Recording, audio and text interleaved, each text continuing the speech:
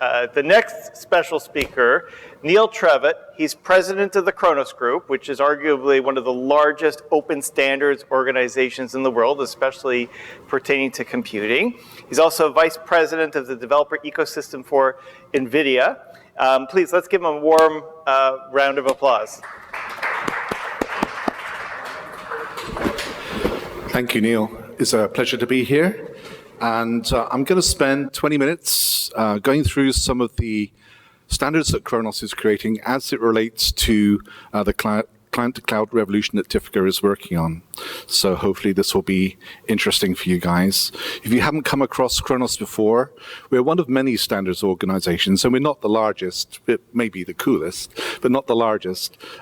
We are focused on acceleration APIs for connecting applications and engines into silicon acceleration. So we tend to focus on areas that need silicon, like 3D, increasingly parallel computation, vision processing, inferencing. We have about 150 companies, everyone from Intel and Google all the way down to single-person startups. We're spread across the world. And we have a number of standards like Vulkan for 3D, for OpenCL for compute, OpenVX for vision processing. And it is actually quite interesting. You can kind of group the standards that we do to be relevant to Tifka's mission, defining compute, performance, and platforms. OpenCL, SYCL, and OpenVX will briefly touch on what they're trying to achieve. And for immersive technology, 3D graphics, Vulkan I've mentioned, WebGL for 3D on the web, OpenXR for portable augmented and virtual reality. So let's just spend just a couple minutes picking out a couple of these things that are most relevant. And to set the context, what actually do we mean by standards? Because surprisingly, a lot of different people have different views on what standards are and what they should be. Khronos typically refers to standards as interoperability standards. Interoperability standards are a specification that are trying to enable two things to communicate. It can be an application communicating with hardware, so you'd have an application programming interface. It may be tools talking to applications, so you may have 3D asset formats, for example. But of course, there are many, many other standards in the industry. We've talked a lot this morning around 5G, there are wireless standards, hardware standards. In general, immersive technologies, we call it XR, is going to need, I call it a constellation of hundreds of standards from dozens of standards organizations. So Khronos, we're just one piece of a much larger puzzle.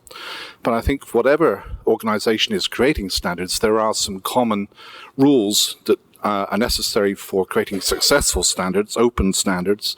They need to be different to open source. Open source is awesome, but it's a project that's creating a single implementation.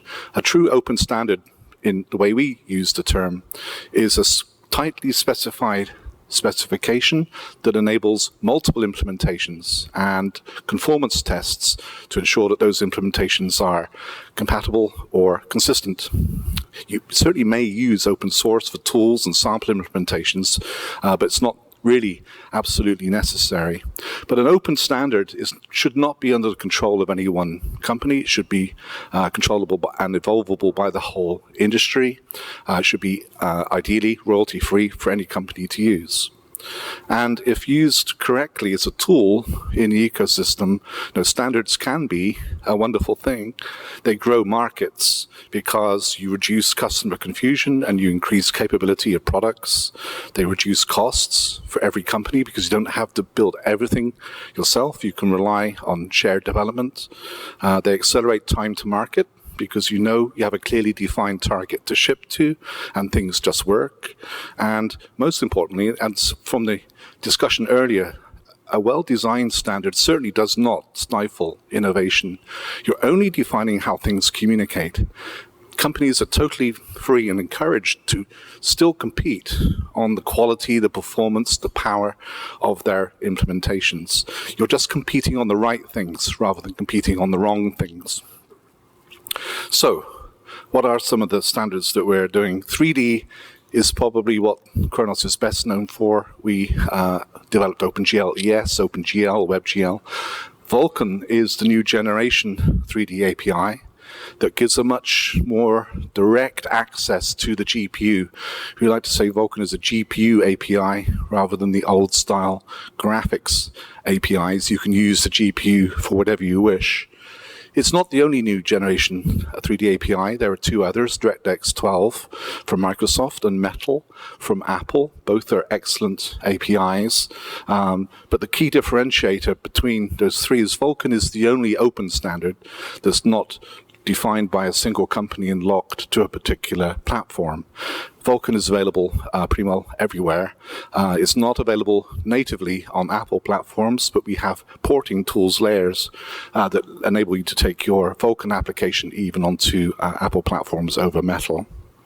And that's important. If you look at, again, the cloud to client revolution, you want your functionality to be available everywhere. That's really the whole point of what Tifka is trying to achieve. So you want it to be available on your PC, whether you're running Linux or Windows. You want it to be available on mobile. You want it to be available in the cloud, because for many streaming services, Linux can have a lower cost of ownership than Windows in some cases. Indeed, Stadia is a good example of a Linux-based streaming service in the cloud that has selected Vulkan as their only 3D API.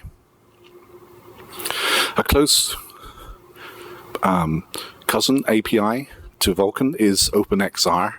We do use this. XR means both AR and VR. And OpenXR is solving a classic fragmentation problem that standards are great at solving. Right now in the VR and AR industry, we have this problem that all of the runtimes, be it from HTC or Facebook, Oculus, or Windows with HoloLens, all those runtimes have different APIs. So if you want to write an AR or VR application, you have to continually report your application to use the different APIs for each device. OpenXR is a simple idea. We get all those companies in one room, we decide on a single set of APIs, then your engines and apps can write once and run everywhere. So OpenXR does everything that you need in an XR app except the 3D rendering. So you use OpenXR alongside a 3D API like Vulkan. It can be DirectX, it can be OpenGL. So OpenXR is giving you the capability to interrogate your AR and VR hardware, be it an HMD or a mobile phone that you're holding, discover what sensors you have, to begin to use those sensors in real time, get the pose information, figure out what the display configuration is. It might be mono, it might be stereo, it might be see-through, and drive the augmentations or the virtual reality composite it into the display system for that device. So for the first time, you can write an XR app that can pretty well run everywhere that supports the OpenXR API. Something like this is only interesting, of course, if lots of companies support it. OpenXR is still quite new. We actually finished and shipped version 1.0 at SIGGRAPH, which was in July. So we're only a few months in to actually having it. But we already have companies like Microsoft and Epic shipping implementations. And we have a whole bunch of these companies lined up to ship OpenXR on their devices. We found it took a little bit longer than we originally hoped. It took about 6 months longer. But I think it was for a good reason. Sometimes you get this many companies in a room, you end up with everyone defining the lowest common denominator, the lowest common denominator that is not allergic to any other companies. But in this case, we actually found that these companies came to the table with their Gen 1 API learning experiences, and they have collaboratively built a Gen 2 set of APIs. So the OpenXR API set is not just portable. We think it's actually better than the APIs that are currently, proprietary APIs that are currently shipping. And the reason it's getting a lot of support, we think OpenXR is a win-win-win. Any successful standard should create opportunities for the whole industry. ISVs win because they can write once and run everywhere. The hardware vendors win because once they can expose the OpenXR APIs, they get any OpenXR content will run on their hardware, so they get more content on their platform. And of course, most importantly, the end users win, because we're currently in a Betamax VHS situation. People don't really want to invest in one hardware platform with the other if their favorite application is not available. Hopefully this will be one piece of solving that problem and friction point in the industry. We mentioned that there are many different standards organizations. Khronos has our focus. We're down close to the silicon with these native acceleration APIs, or the web 3D acceleration API. And of course, there are tools and engines that build on top of those acceleration APIs. This is a typical set of engines that you would use for native XR apps. But the web is going to be an important part of this whole metaverse. Many AR experiences in particular are going to be very interstitial. I want to know that the way to this conference room from the entrance. I'm not going to want to install an app. I just want to go to a virtual web page. So the web is going to be critical to enable with XR capabilities. And Khronos is happy to be working with other standards organizations. The W3C, I'm sure many of you know, the World Wide Web Consortium, is responsible for developing the web standards in the world. And we're working very closely with the W3C group, defining kind of the equivalent of OpenXR, but in the web stack, called WebXR. And we're working very closely with W3C to make sure that WebXR and OpenXR fit together extremely well. Another hot topic has been 5G, and I think this is going to be a really interesting use case, and it really speaks to the cloud-to-client revolution. Not trying to pack all of the graphics and processing and AI power that you need into a set of standard glasses. We're nowhere near having enough battery capacity or processing power to make that a socially acceptable experience right now. 5G gives us the opportunity to deploy edge servers that can have compute and inferencing and rendering acceleration that you can beam to much simpler on-head devices. So you would use 5G for taking the sensor data in real time to an edge server and beaming back the augmentations and the scenes. The interesting thing about OpenXR is that it's perfectly possible to build an OpenXR implementation that completely hides that round-trip path to an edge server. The fact that the sensor data is being piped off behind your back and augmentations are coming back from the server, you don't need to know if you're just writing to the standard OpenXR APIs. So an OpenXR API set is giving you this degree of flexibility. The other interesting part, of course, of any XR and immersive experience is getting the 3D assets to the application, be it to the device itself, or in this case, to the edge server. And that is another standard that we've been working on called GLTF. We've been working on this for a while. We realized that all the other rich media types like video and audio and images had a transmission format, something that could be easily compressed, transmitted in real time, and easily unpacked by any application. But 3D didn't have a format that ticked off that all these boxes are being compact, simple to process, but still having enough functionality to represent photorealistic models and scenes. So this is GLTF. This is not a picture. This is actually a 3D GLTF model in PowerPoint. It runs over any of the 3D APIs. And GLTF now has really become a widely accepted standard.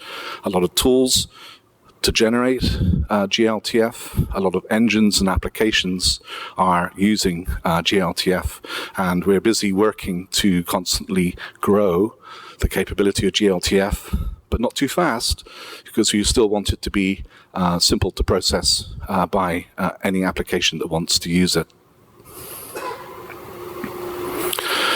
The last piece is compute. And again, in the previous sessions, several people have mentioned the end of Moore's law. And it is something that the industry is going to have to do is to learn how to use parallel computation to achieve the compute tasks that we need. And I've built kind of a stack here. From the open standards point of view, there's a couple of ways to access silicon for compute. You can use the GPU APIs. If you have a GPU in your system, GPU, or using shaders to do general compute has been a thing for many years.